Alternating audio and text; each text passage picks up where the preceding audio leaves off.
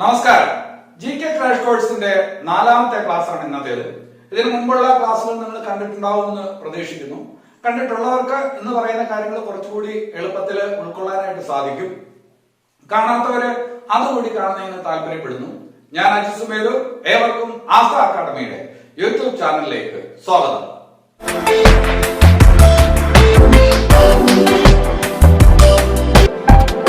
ഇന്ന് നമുക്ക് ആദ്യത്തെ ചോദ്യം ഇതാണ്: ഇന്ത്യയുടെ പശ്ചിമ തീരത്തിന്റെ വടക്കൻ ഭാഗം അറിയപ്പെടുന്നത്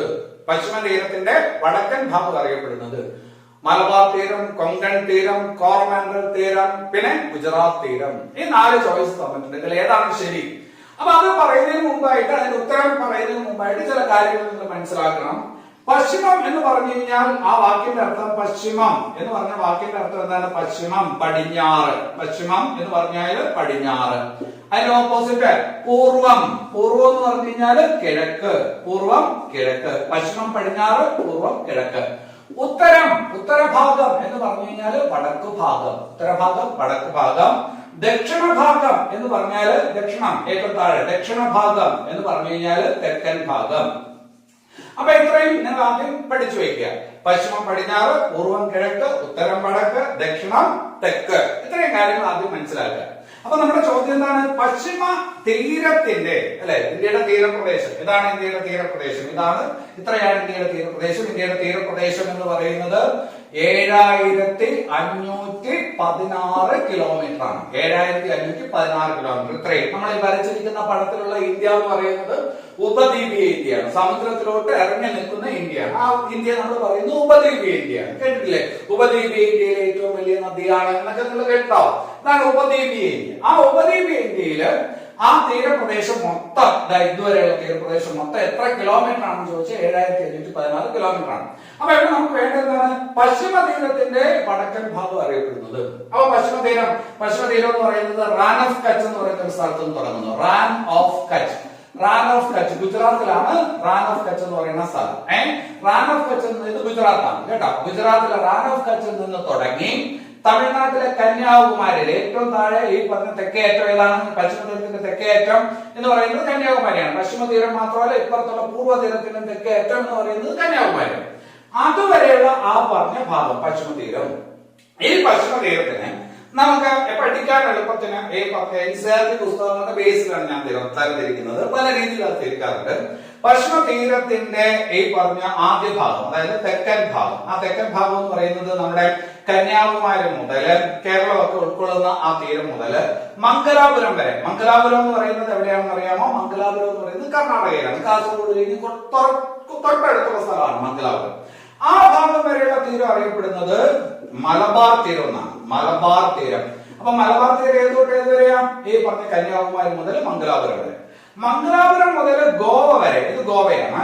ആ ഗോവ വരെയുള്ള ഭാഗം അറിയപ്പെടുന്നത് കൊങ്കൺ തീരം എന്നാണ്. ഗോവ വരെയുള്ള ഭാഗം കൊങ്കൺ തീരം. അത് കഴിഞ്ഞിട്ട് ഗോവയ്ക്ക് മുകളിലെ മഹാരാഷ്ട്ര, ഇത് മഹാരാഷ്ട്രയാണ്. മഹാരാഷ്ട്ര. പിന്നെ അത് കഴിഞ്ഞിട്ട് ഗുജറാത്താണ്. ആ ഗുജറാത്ത് വരെയുള്ള ഭാഗം അറിയപ്പെടുന്ന ആ കടൽ തീരം അറിയപ്പെടുന്നത് ഗുജറാത്ത് തീരം എന്നാണ്. അപ്പൊ ഈ പറഞ്ഞ എത്ര തീരമായിട്ട് നമ്മൾ തിരിച്ചു? മലബാർ തീരം, കൊങ്കൺ തീരം, ഗുജറാത്ത് തീരം. ചോദ്യം എന്തായിരുന്നു? ചോദ്യം പശ്ചിമ തീരത്തിന്റെ വടക്കൻ ഭാഗം. ഇതാണല്ലോ വടക്ക്. ആ വടക്കൻ ഭാഗം അറിയപ്പെടുന്നത് ഏത് പേര്? ഗുജറാത്ത് തീരം എന്നാണ് അതിന്റെ ഉത്തരം. അപ്പൊ തെക്കൻ തീരം അറിയപ്പെടുന്നത്, പശ്ചിമ തീരത്തിന്റെ തെക്കൻ ഭാഗം, അത് ഈ പറഞ്ഞ മലബാർ തീരം. മധ്യഭാഗമോ? അത് ഈ പറഞ്ഞ കൊങ്കൺ തീരം. ഇത് ഈ പറഞ്ഞ നിങ്ങള് പരീക്ഷയ്ക്ക് ഉത്തരം എഴുതുക എന്നുള്ളതിന് പല വഴികളുണ്ട്. അതിലൊരു വഴിയാണ് ഈ പറഞ്ഞ കാര്യം മനസ്സിലാക്കി വെക്കാന്നുള്ളത്. ഇതിനൊരു ഉത്തരം പറഞ്ഞു കഴിഞ്ഞാൽ അതൊന്നും ഗുണപ്പെടില്ല. അപ്പൊ ഇതുകൊണ്ട് ഈ കാര്യം പിടികിട്ടിയോ?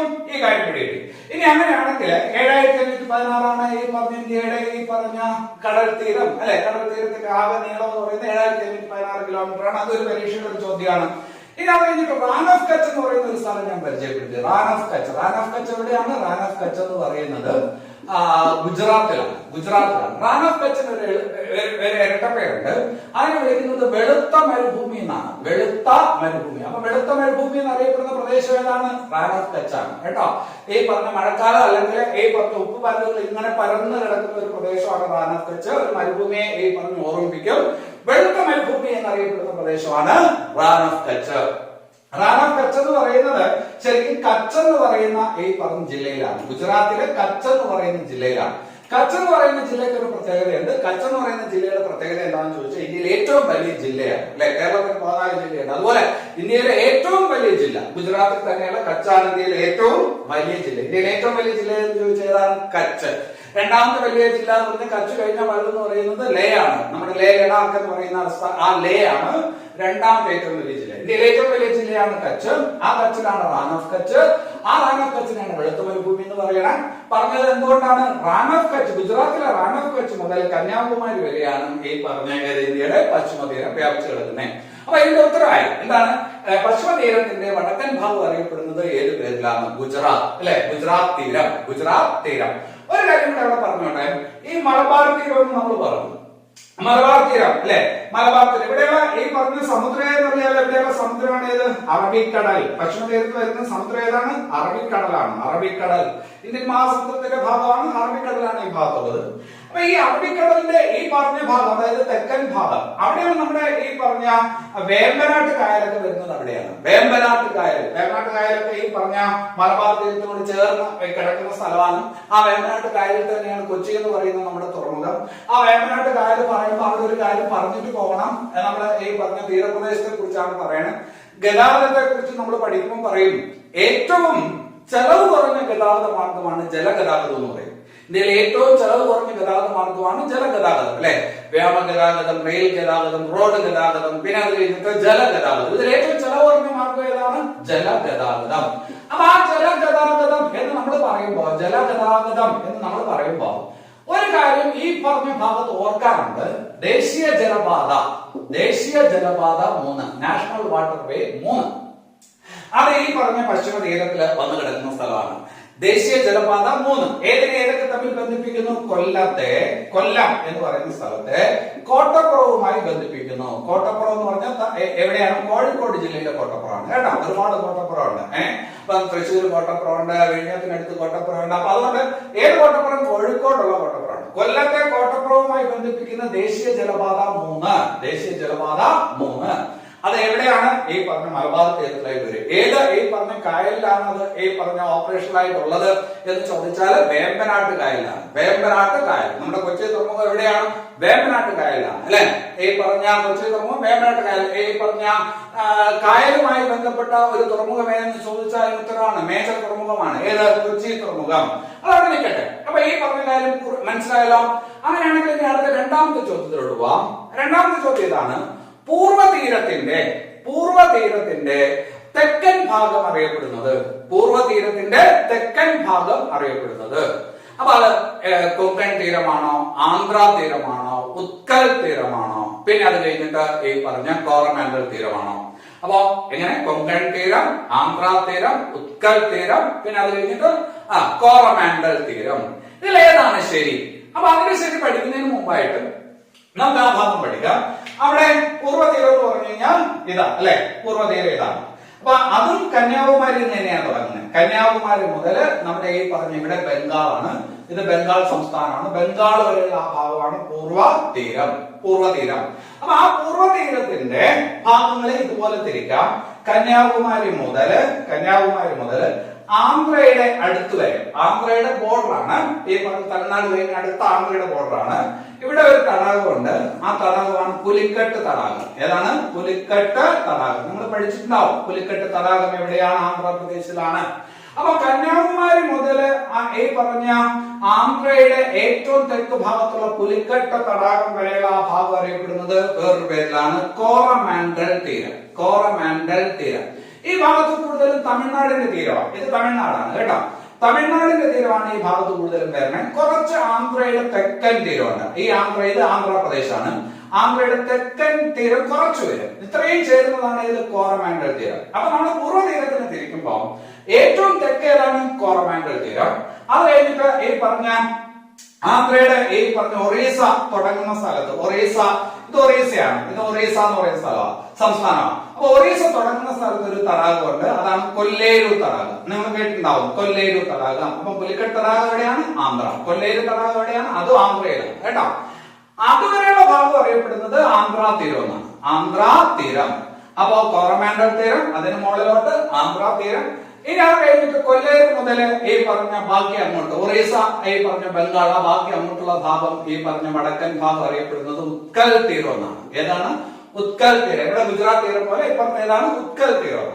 അപ്പൊ പൂർവ്വതീരം അല്ലെ, പൂർവ്വതീരം പറയുമ്പോൾ ഇവിടെ ഏതാണ് സംസ്ഥാനം? ബംഗാൾ എന്ന് പറയുന്ന സംസ്ഥാനമാണ്. പൂർവ്വതീരം ഏത് സമുദ്രമാണ് ഇവിടെ വരുന്ന സമുദ്രം? ഏതാണ് ഇവിടെ വരുന്ന സമുദ്രം എന്ന് പറയുന്നത്? ബംഗാൾ ഉൾക്കടലാണ് അല്ലെ, ബംഗാൾ ഉൾക്കടൽ. അപ്പൊ ബംഗാൾ ഉൾക്കടൽ അല്ലെ. അപ്പൊ ബംഗാൾ ഉൾക്കടൽ ഉൾക്കൊള്ളുന്ന പൂർവ്വതീരം, ബംഗാൾ ഉൾക്കടൽ ഉൾക്കൊള്ളുന്ന പൂർവ്വതീരം, ആ പൂർവ്വതീരത്തിന്റെ ഈ പറഞ്ഞ സമുദ്ര തീരത്തിന് നമ്മൾ മൂന്നായിട്ട് തിരിച്ചു. കോറമാൻഡൽ തീരം, ആന്ധ്ര തീരം, ഉത്കൽ തീരം. കോറമാൻഡൽ ഏതോട്ടാണ്? കന്യാകുമാരി മുതൽ ഈ പറഞ്ഞ തമിഴ്നാടിന്റെ ബോർഡറിന് അപ്പുറത്തുള്ള പുലിക്കെട്ട് തടാകം വരെയുള്ള ഭാഗമാണ്.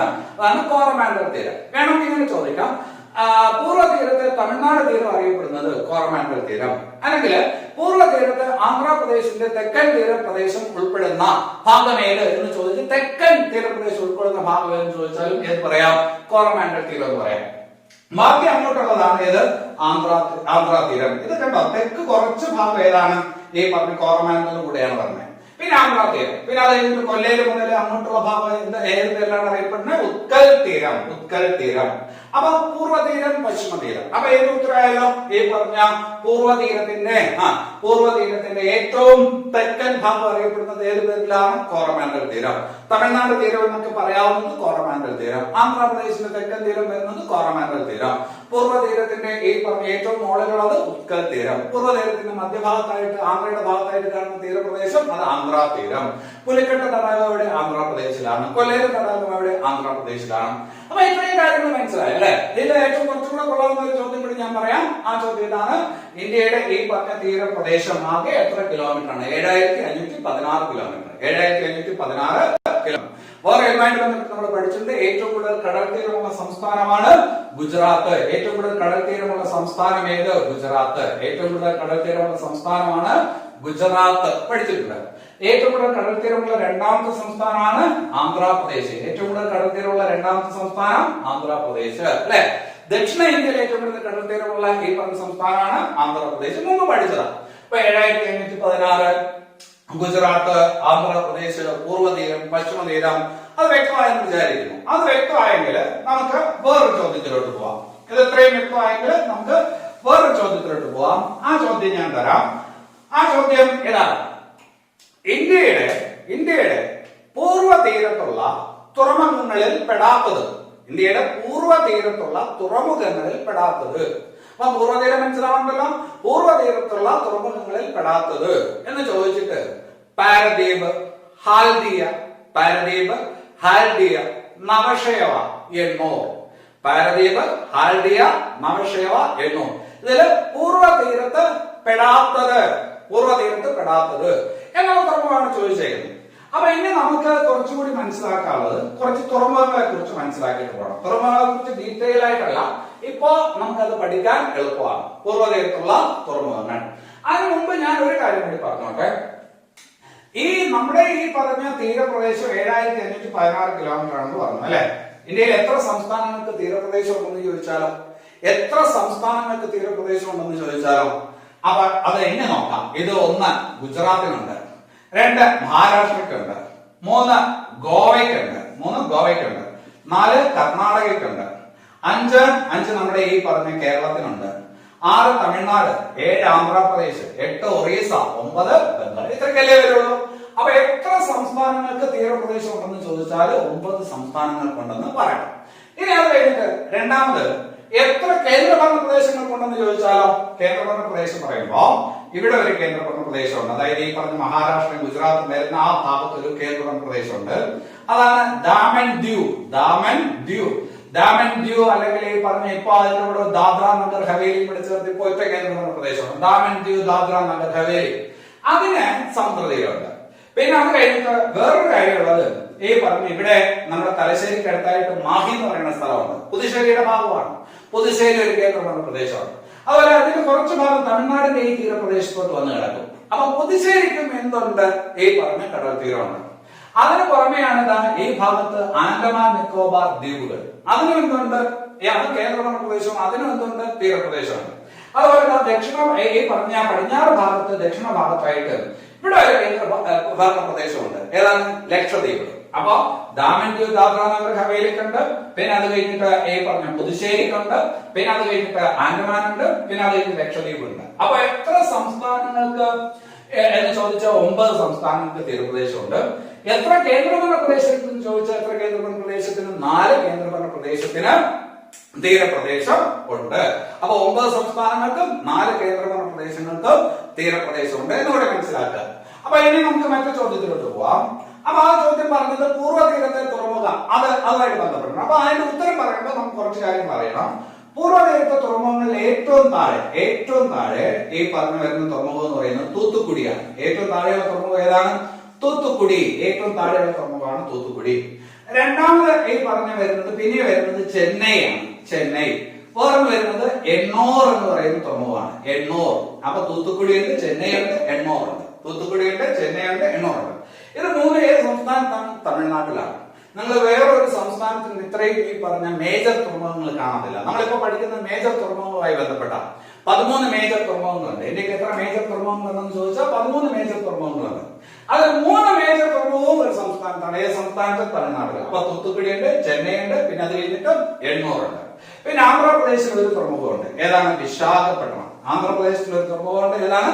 വിശാഖപട്ടണം. പിന്നെ ഒറീസയിൽ ഒരു തുറമുഖമുണ്ട്. ആ ഒറീസയിലെ തുറമുഖമാണ് ഏത്? പാരദീപ്. പിന്നെ അത് കഴിഞ്ഞിട്ട് ബംഗാൾ ഈ പറഞ്ഞ അവിടെ ഒരു തുറമുഖമുണ്ട്. ആ തുറമുഖമാണ് ഹാൽഡിയ, അല്ലെങ്കിൽ ഈ പറഞ്ഞ കൽക്കട്ട തുറമുഖം. ഹാൽഡിയ എന്നുള്ള പേര് മനഃപൂർവ്വം തന്നാണ്, നിങ്ങൾക്ക് അത് മനസ്സിലാവുമെന്ന് അറിയാൻ വേണ്ടി തന്നാണ്, ചോയ്സിനകത്ത് തന്നതുകൊണ്ടാണ്. ഹാൽഡിയ അഥവാ കൽക്കട്ട തുറമുഖം.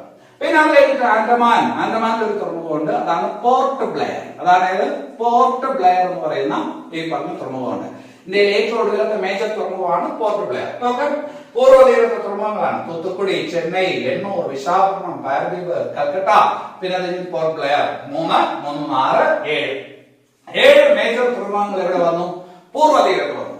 ഇനി അത് കഴിഞ്ഞിട്ട് നമുക്ക് പശ്ചിമ തീരത്തോട്ട് വന്നാലോ? പശ്ചിമ തീരത്തോട്ട് വരുമ്പോൾ നമ്മുടെ തുറമുഖം ആദ്യം ഏറ്റവും തെക്ക് താഴെ ഈ പറഞ്ഞ കൊച്ചി. അത് കഴിഞ്ഞിട്ട് അതിന് മുകളിൽ ഈ പറഞ്ഞ മംഗലാപുരത്ത് തുറമുഖമുണ്ട്. മംഗലാപുരം.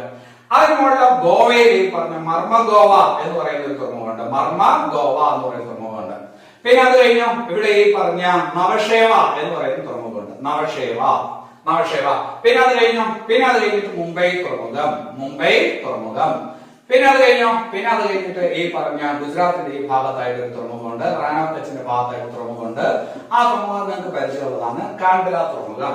അപ്പൊ 1, 2, 3, 4, 5, 6. അപ്പൊ ഈ പറഞ്ഞ പശ്ചിമ തീരത്ത് 6ഉം പൂർവ്വ തീരത്ത് 7ഉം ഈ പറഞ്ഞ 13. പോർട്ട് ബ്ലെയറിന് നമുക്ക് ഈ പറഞ്ഞ പൂർവ്വ തീരത്തെ കൂട്ടാൻ പറ്റും. 2 തീരമേ ഉള്ളൂ. അപ്പൊ അതുകൊണ്ട് ഇവിടെ ഈ പറഞ്ഞ 7, ഇവിടെ 6. മൊത്തം എത്ര തുറമുഖം? ഈ പറഞ്ഞ 13 തുറമുഖങ്ങളുണ്ട്.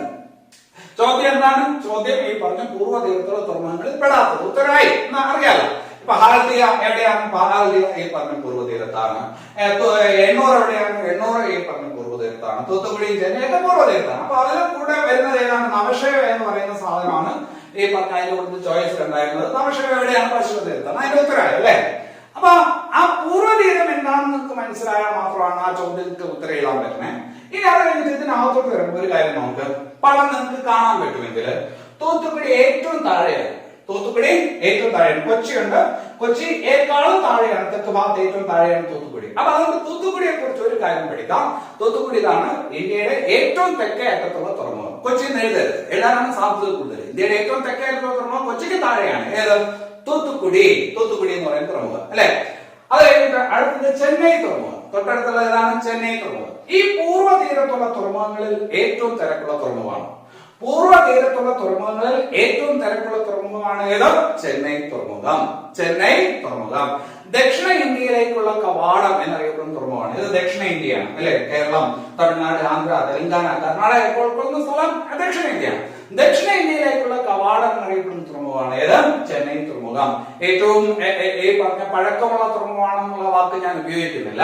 സാങ്കേതികമായ ഒരുപാട് ബുദ്ധിമുട്ടുകൾ ഉള്ളതുകൊണ്ട് ഉപയോഗിക്കുന്നില്ല. എനിക്കറിയാം ലോകത്തിലൊക്കെ ഇവിടെ പണ്ടേ തുറമുഖങ്ങളായിട്ടുണ്ടായിരുന്നു. അപ്പൊ അതുകൊണ്ട് ആ പറഞ്ഞ കാര്യങ്ങളൊക്കെ ഇതിനകത്ത് ഉപയോഗിക്കുന്ന ചെറിയ സാങ്കേതികമായ ബുദ്ധിമുട്ടുണ്ട്. അപ്പൊ ചെന്നൈ തെക്കേ ഇന്ത്യയിലേക്കുള്ള കവാടം എന്നറിയപ്പെടുന്ന തുറമുഖമാണ്. പിന്നെ അത് കഴിഞ്ഞിട്ട് പൂർവ്വതീരത്ത് ഏറ്റവും തിരക്കുള്ള തുറമുഖമാണ്. പൂർവ്വതീരത്ത് ഏറ്റവും തിരക്കുള്ള തുറമുഖമാണ്. പിന്നെ ചെന്നൈ തുറമുഖം എന്ന് പറയുന്നത് കൃത്രിമ തുറമുഖമാണ്. തുറമുഖം ചിലത് കൃത്രിമമാണ്, ചിലത് പ്രകൃതിയുള്ളതാണ്. ഇത് കൃത്രിമ തുറമുഖമാണ്. ഏത്? ചെന്നൈ. അതൊന്ന് മനസ്സിലാക്കി വെച്ചേക്കണം. ചെന്നൈ ഒരു കൃത്രിമ തുറമുഖമാണ്. എണ്ണൂർ തുറമുഖം, ചെന്നൈ തിരക്കുള്ള തുറമുഖമാണല്ലോ. ആ തിരക്ക് കുറയ്ക്കാൻ വേണ്ടിയിട്ട് പിന്നീട് തുടങ്ങിയ ഒരു തുറമുഖമാണ് എണ്ണൂർ തുറമുഖം. എണ്ണൂർ തുറമുഖം ചെന്നൈ തുറമുഖത്തിന്റെ തിരക്ക് കുറയ്ക്കാൻ വേണ്ടി തുടങ്ങിയ തുറമുഖമാണ് എണ്ണൂർ തുറമുഖം. ആ എണ്ണൂർ തുറമുഖം പരീക്ഷയ്ക്ക് എപ്പോഴും വരുന്നത് കോർപ്പറേറ്റ് മേഖലയിലെ ആദ്യ തുറമുഖം. കോർപ്പറേറ്റ് മേഖലയിലെ ആദ്യ തുറമുഖമാണ് ഡാഷ്. കോർപ്പറേറ്റ് മേഖലയിലെ ആദ്യ തുറമുഖമാണ് ഏത് തുറമുഖം? എണ്ണൂർ തുറമുഖം. അപ്പൊ ഈ മൂന്ന് എവിടെയാണ്? തമിഴ്നാട്ടിലാണ്. അപ്പൊ ഏറ്റവും കൂടുതൽ മേജർ തുറമുഖമുള്ള സംസ്ഥാനം ഏതെന്ന് നോക്കിയാൽ കാണാതെ പഠിക്കേണ്ട, കണ്ടുപഠിക്കുക. ഏതാണ്? തമിഴ്നാടാണെന്ന് മനസ്സിലായി. ഇനി അത് കഴിഞ്ഞിട്ട് വിശാഖപട്ടണം. വിശാഖപട്ടണം തുറമുഖം ആന്ധ്രയിലാണ്. വിശാഖപട്ടണം തുറമുഖം. ഒറ്റ കാര്യമുള്ളൂ, വിശാഖപട്ടണത്തെ കുറിച്ച് കൂടുതലൊന്നും പറയാനില്ല. ഏറ്റവും ആഴമുള്ള തുറമുഖം, പൂർവ്വതീരമായാലും പശ്ചിമ തീരമായാലും ഇന്ത്യയിലെ ഏറ്റവും ആഴമുള്ള തുറമുഖം എന്ന് ചോദിച്ചാൽ ഏതാണ്? വിശാഖപട്ടണം തുറമുഖം. വിശാഖപട്ടണത്തിന്റെ അടുത്ത് ഈ പറഞ്ഞ ഒരു സ്റ്റീൽ പ്ലാന്റ് ഉണ്ട്. വിശാഖപട്ടണം തുറമുഖത്തിന്റെ അടുത്തൊരു സ്റ്റീൽ പ്ലാന്റ്. അതൊരു ചോദ്യമാണ്. ഈ പറഞ്ഞ തുറമുഖത്തോട് ചേർന്നുള്ള സ്റ്റീൽ പ്ലാന്റ് ഏതാണെന്നുള്ള ഒരു ചോദ്യം പരീക്ഷയ്ക്ക് ചോദിക്കാറുണ്ട്. വിശാഖപട്ടണത്തിനോട് അടുത്ത് ചേർന്നുള്ള സ്റ്റീൽ പ്ലാന്റ് ആണ് Visakh steel. Visakh steel. Visakh steel. അപ്പൊ ആ സ്റ്റീൽ പ്ലാന്റ് പേരേതാണ്? വിശാഖ് സ്റ്റീൽ. സ്റ്റീൽ പ്ലാന്റ് നമ്മൾ പഠിക്കും. ആ സ്റ്റീൽ പ്ലാന്റ് പഠിക്കുമ്പോൾ അത് വ്യക്തമാക്കാം. വിശാഖ് സ്റ്റീൽ. വിശാഖ് സ്റ്റീൽ അല്ലെ? തുറമുഖത്തിനോട് ചേർന്ന ഉള്ള ഒരു ഈ പറഞ്ഞ സ്റ്റീൽ പ്ലാന്റ് ആണ് Visakh steel. Visakh steel Russian സഹായത്തോടെയാണ് വിശാഖ് സ്റ്റീൽ പ്ലാന്റ് പണിതിരിക്കുന്നത്. റഷ്യൻ സഹായത്തോടെ. നമ്മളെ ബൊക്കാറോ ഫിലായൊക്കെ റഷ്യൻ സഹായത്തോടെ പണിതതാണ്. അതുപോലെ ഈ പറഞ്ഞ വിശാഖ് സ്റ്റീൽ പ്ലാന്റ് ഇന്ത്യയിലെ പൊതുമേഖലയിലെ 5ാമത്തെ സ്റ്റീൽ പ്ലാന്റ് ആണ്. പൊതുമേഖലയിലെ 5ാമത്തെ സ്റ്റീൽ പ്ലാന്റ് ആണ് ഏത്? വിശാഖ് സ്റ്റീൽ. ആ വിശാഖ് സ്റ്റീൽ പണിതിരിക്കുന്നത് ഏത് സഹായത്തോടെ? ഏത് രാജ്യത്തിന്റെ സഹായത്തോടെ എന്ന് ചോദിച്ചാൽ ഏത് രാജ്യത്തിന്റെ സഹായത്തോടെ എന്ന് പറയണം? റഷ്യൻ സഹായത്തോടെ എന്ന് പറയണം. പരീക്ഷയ്ക്ക് ചോദിക്കാൻ കൊള്ളാവുന്ന ചോദ്യമാണ്. ബൊക്കാറോയും ഫിലായൊക്കെ നിങ്ങൾക്ക് അറിയായിരിക്കും. വിശാഖ് സ്റ്റീൽ റഷ്യൻ സഹായത്തോടെ പണിതാണ്. അപ്പൊ ഈ പറഞ്ഞ വിശാഖപട്ടണം ഇന്ത്യയിലെ ഏറ്റവും ആഴമുള്ള തുറമുഖം എവിടെയാണ്? ആന്ധ്രാപ്രദേശിലാണ്. ഒറീസയിലെ ഒരു തുറമുഖമുണ്ട്. ആ ഒറീസയിലെ തുറമുഖമാണ് പാരദീപ്. ഏതാണ്? പാരദീപ് തുറമുഖം. പാരദീപ് തുറമുഖം. പാരദ്വീപ് അല്ലെ? ബാരൻ ദ്വീപ് ആൻഡമാനിലെ ഒരു സ്ഥലമാണ്. ബാരൻ ദ്വീപ് അല്ലെ? ബാരൻ ദ്വീപ് അല്ലെ? അഗ്നിപർവ്വതം ഉള്ള ഒരു ഈ പറഞ്ഞ സ്ഥലമാണ് ബാരൻ ദ്വീപ്. അത് ഈ പറഞ്ഞ പോർട്ട് ബ്ലെയർ ആണ്, അല്ലെങ്കിൽ ആൻഡമാനിലാണ് ബാരൻ ദ്വീപ്. അതുപോലെ ഈ പറഞ്ഞ പോർട്ട് ബ്ലെയർ പറയുമ്പോൾ ഒരു കാര്യം കൂടി പറയാം. ആൻഡമാന്റെ തലസ്ഥാനമാണ് ഈ പറഞ്ഞത് പോർട്ട് ബ്ലെയർ. ആൻഡമാന്റെ തലസ്ഥാനമാണ്. ഇപ്പോഴാണ് വളരെ പണ്ട് ബ്രിട്ടീഷുകാരുടെ കാലത്ത് ഈ പറഞ്ഞ ആൻഡമാന്റെ തലസ്ഥാനം എന്ന് പറയുന്നത് റോസ് ഐലൻഡ് എന്ന് പറയുന്ന ഒരു സ്ഥലമായിരുന്നു. ഏതാണ്? Rose island. അങ്ങനെ ഈ പറഞ്ഞ ഒരു ദ്വീപുണ്ട് അവിടെ.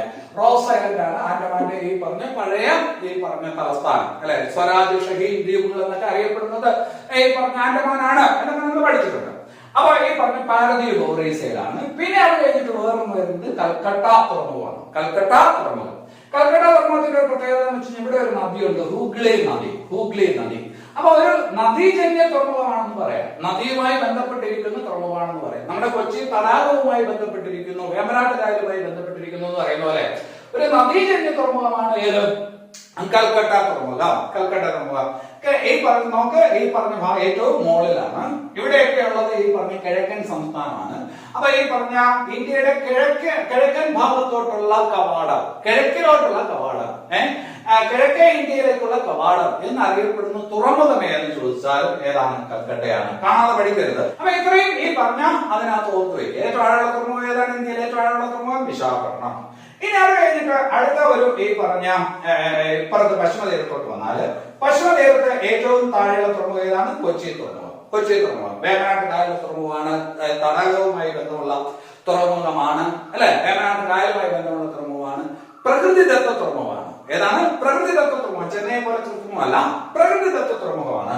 അത് കഴിഞ്ഞ് മംഗലാപുരം. പ്രത്യേകിച്ച് അവിടെ ഒന്നും പഠിക്കാനില്ല. അത് കഴിഞ്ഞ് മർമ്മഗോവ തുറമുഖമുണ്ട്. ആ മർമ്മഗോവ തുറമുഖം ഈ പറഞ്ഞ അത്യാവശ്യമുള്ള സാധനമാണ്. ഇന്ത്യയിലെ ഈ പറഞ്ഞ ഏറ്റവും കൂടുതൽ ഇരുമ്പയര് കയറ്റുമതി ചെയ്യുന്ന തുറമുഖമാണ്. ഇന്ത്യയിൽ ഏറ്റവും കൂടുതൽ ഇരുമ്പയര് കയറ്റുമതി ചെയ്യുന്ന തുറമുഖം എന്ന് ചോദിച്ചാൽ ഏത് പറയണം? മർമ്മഗോവ തുറമുഖം എന്ന് പറയുന്നത്. ഇരുമ്പയര് കൂടുതൽ കയറ്റി ചെയ്യുന്ന തുറമുഖമാണ്. അത് കഴിഞ്ഞ് നവക്ഷേമ. അതിന് മുമ്പേയുള്ള തുറമുഖമാണ് മുംബൈ തുറമുഖത്തിന്റെ തിരക്ക് കുറയ്ക്കാൻ വേണ്ടിയിട്ട് ഉണ്ടാക്കിയ തുറമുഖമാണ് നവക്ഷേമ തുറമുഖം. നവക്ഷേമ തുറമുഖത്തിന് ജവഹർലാൽ നെഹ്റു ഈ പറഞ്ഞ തുറമുഖം എന്ന് കൂടി അറിയപ്പെടും. ജവഹർലാൽ നെഹ്റു തുറമുഖം എന്നറിയപ്പെടുന്ന തുറമുഖം ഏതാണ്? നവക്ഷേമ തുറമുഖം. ഇന്ത്യയിലെ ഏറ്റവും വലിയ തുറമുഖമാണ് മുംബൈ തുറമുഖം എന്ന് പറയും. ഇന്ത്യയിലെ ഏറ്റവും വലിയ തുറമുഖമാണ് ഏത്? മുംബൈ തുറമുഖം. ഇന്ത്യയിലെ ഏറ്റവും വലിയ തുറമുഖം ഏതെന്ന് ചോദിച്ചാൽ മുംബൈ തുറമുഖമാണ് ഇന്ത്യയിലെ ഏറ്റവും വലിയ തുറമുഖം. ഏറ്റവും വലിയ തുറമുഖം മുംബൈ തുറമുഖം. നവശേവയ്ക്കുള്ള പ്രത്യേകത എന്താണെന്ന് ചോദിച്ചാൽ മുംബൈ തുറമുഖം എങ്ങനെയുള്ള തുറമുഖമാണ്? മുംബൈ തുറമുഖം എന്ന് പറയുന്നത് പ്രകൃതിദത്ത തുറമുഖമാണ്. പ്രകൃതിദത്ത തുറമുഖമാണ് ഏത്? മുംബൈ തുറമുഖം. പ്രകൃതിദത്ത തുറമുഖം അല്ലെ? മുംബൈ പ്രകൃതിദത്ത തുറമുഖം. മുംബൈ പ്രകൃതിദത്ത തുറമുഖം. അതേസമയം നവശേവയോ? നവശേവ കൃത്രിമ തുറമുഖമാണ്. ഏതാണ്? കൃത്രിമ തുറമുഖമാണ് ഏത്? നവശേവ. അപ്പൊ ഇത് രണ്ടും ഞാൻ ഇങ്ങനെ എടുത്തു പറഞ്ഞതിന്റെ കാര്യം ഇന്ത്യയിലെ ഏറ്റവും വലിയ തുറമുഖം പ്രകൃതിദത്തോ കൃത്രിമോ ഒന്നും നോക്കണ്ട. ഏറ്റവും വലിയ തുറമുഖം ചോദിച്ചാല് നിങ്ങൾ ഉത്തരം എഴുതിക്കോ മുംബൈ തുറമുഖം. ശരിയാണ്. ഏറ്റവും ആഴമുള്ള തുറമുഖം ഒന്നും നോക്കണ്ട, വിശാഖപട്ടണം എഴുതിക്കോ. ശരിയാണ്. നദീജന്യമായിട്ടുള്ള മേജർ തുറമുഖം ഒന്നും നോക്കണ്ട, കൽക്കട്ട എഴുതിക്കോ. ശരിയാണ്.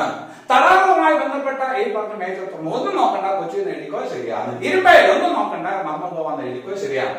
പക്ഷെ ഈ പറഞ്ഞ നവശേവ തുറമുഖത്തിന്റെ കാര്യം പറയുമ്പോൾ കൃത്രിമ തുറമുഖങ്ങളിൽ ഏറ്റവും വലുതേത് അല്ലെ? ചെന്നൈയേക്കാളും വലുതാണ്. കൃത്രിമ തുറമുഖങ്ങളിൽ ഏറ്റവും വലിയ തുറമുഖം ഏതെന്ന് ചോദിച്ചാൽ കൃത്രിമ തുറമുഖങ്ങളിൽ ഏറ്റവും വലിയ തുറമുഖമാണ് ഏത്? നവശേവ തുറമുഖം. കൃത്രിമ തുറമുഖങ്ങളിൽ ഏറ്റവും വലുതാണ്. ഇന്ത്യയിലെ ഏറ്റവും തിരക്കുള്ള തുറമുഖമാണ്. അപ്പൊ അങ്ങോട്ടും ഇങ്ങോട്ടും ഈ പറഞ്ഞ അതിനകത്ത് ചെറിയ കൺഫ്യൂഷൻ വരും. കഴിഞ്ഞ ഒരു ക്ലാസ്സിൽ ഞാൻ സംസാരിച്ചപ്പോ ഈ പറഞ്ഞ ഇത് രണ്ടും ഈ പറഞ്ഞ മുംബൈയുടെ ഈ പറഞ്ഞ ഭാഗത്തായിട്ടുള്ള തുറമുഖമാണ്. അറിയാതെ മുംബൈ എന്നുള്ളൊരു വാക്ക് ഞാൻ ഉപയോഗിച്ചിട്ടുണ്ട്. അപ്പൊ ഇന്ത്യയിലെ ഏറ്റവും വലിയ തുറമുഖമാണ് മുംബൈ തുറമുഖം. അതേസമയം ഇന്ത്യയിലെ ഏറ്റവും തിരക്കുള്ള തുറമുഖം ഏത്? കൃത്രിമ തുറമുഖം ഏത് എന്ന് ചോദിച്ചാൽ ഈ പറഞ്ഞ ഏതാണ്? നവശേവ തുറമുഖമാണ്.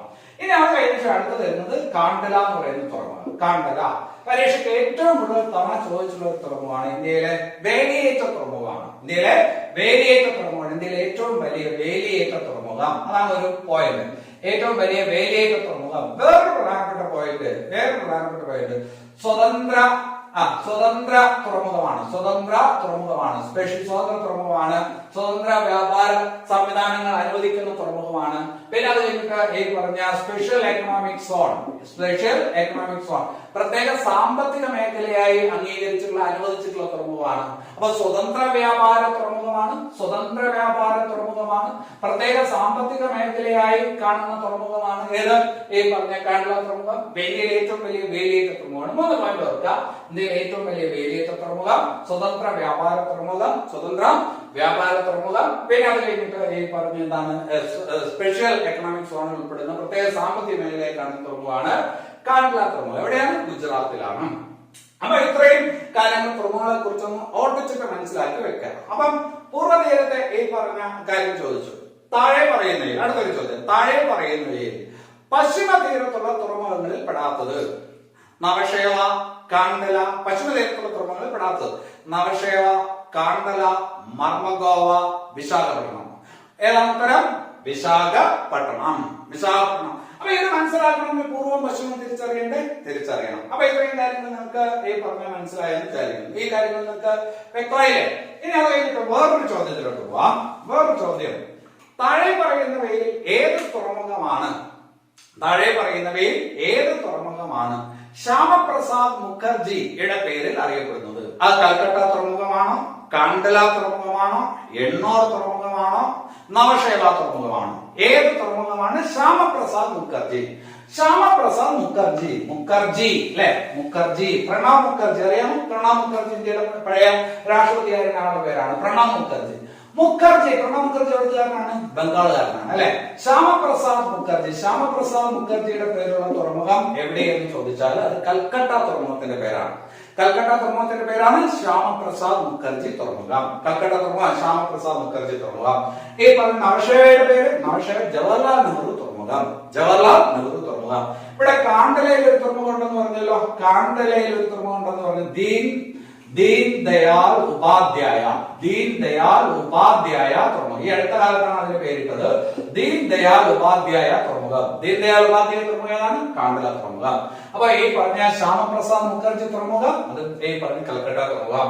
ജവഹർലാൽ നെഹ്റു തുറമുഖം അത് നവശേവ തുറമുഖം. എണ്ണൂർ തുറമുഖം VO ചിദംബരനാർ തുറമുഖം എന്ന് പറയും. VO ചിദംബരനാർ തുറമുഖം. വി.ഒ. ചിദംബരനാർ അല്ലെ, നമുക്ക് അങ്ങനെയല്ല അയാളെ പരിചയം. വി.ഒ. ചിദംബരൻ പിള്ള എന്നാണ് പരിചയം. വി.ഒ. ചിദംബരൻ പിള്ള അറിയാമോ? അറിയപ്പെടുന്ന സ്വാതന്ത്ര്യ സമര സേനാനിയാണ് ചിദംബരം പിള്ള.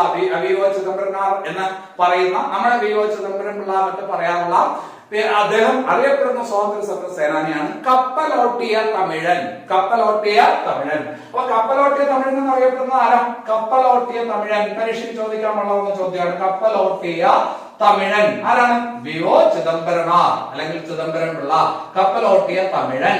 കപ്പലോട്ടിയ തമിഴൻ. വേറെ ഒരു ചോദ്യമുണ്ട്. Swadeshi steam navigation company. Swadeshi steam navigation company സ്ഥാപിച്ചതാര്? വി.ഒ. ചിദംബരനാർ. വി.ഒ. ചിദംബരനാർ. അപ്പൊ ചിദംബരം തമിഴ്നാട്ടുകാരനാണ്. അപ്പൊ ചിദംബരനാർ കേൾക്കുമ്പോൾ തന്നെ തമിഴ്നാട്ടിൽ വരണം. തമിഴ്നാട്ടിൽ ഏതാണ്? എണ്ണൂർ തുറമുഖത്തിന്റെ പേര് അങ്ങനെയാണ്, വി.ഒ. ചിദംബരനാർ തുറമുഖം. പിന്നെ ജവഹർലാൽ നെഹ്റു തുറമുഖം, നവശേവ തുറമുഖം. പിന്നെ മുഖർജി, ശ്യാമപ്രസാദ് മുഖർജി കൽക്കട്ട തുറമുഖം. ദീൻ ദയാൽ ഉപാധ്യായ തുറമുഖം, അത് ഈ പറഞ്ഞ കാണ്ട്ല തുറമുഖം. അപ്പം ഇത്രയും കാര്യങ്ങള് ഈ പറഞ്ഞതില് എല്ലാം വളരെ പ്രധാനപ്പെട്ടാണ്. ഇതിനകത്ത് തീർച്ചയായിട്ടും നിങ്ങളുടെ ഒരു മാർക്കുണ്ട്. അപ്പൊ ഈ പറഞ്ഞ ക്ലാസ് നിങ്ങൾക്ക് ഇഷ്ടപ്പെട്ടു, ബോധ്യപ്പെട്ടു എന്ന് കരുതുന്നു. അങ്ങനെയാണെങ്കിൽ ദയവ് ചെയ്ത് ഈ പറഞ്ഞ ചാനൽ സബ്സ്ക്രൈബ് ചെയ്യണം, ഷെയർ ചെയ്യണം, ലൈക്ക് ചെയ്യണം. നിങ്ങളുടെ ലൈക്കും ഷെയറും കമന്റും ഒക്കെ ഞങ്ങൾക്കുള്ളവർക്ക് വലിയ പ്രോത്സാഹനമാണ്. നല്ല ക്ലാസ്സുകൾ നിങ്ങൾക്ക് എത്തിക്കാൻ അത് സഹായിക്കും. കമന്റ് ചെയ്യണം, ലൈക്ക് ചെയ്യണം, ഷെയർ ചെയ്യണം. എല്ലാവർക്കും നല്ലത് വരട്ടെ. നന്ദി, നമസ്കാരം.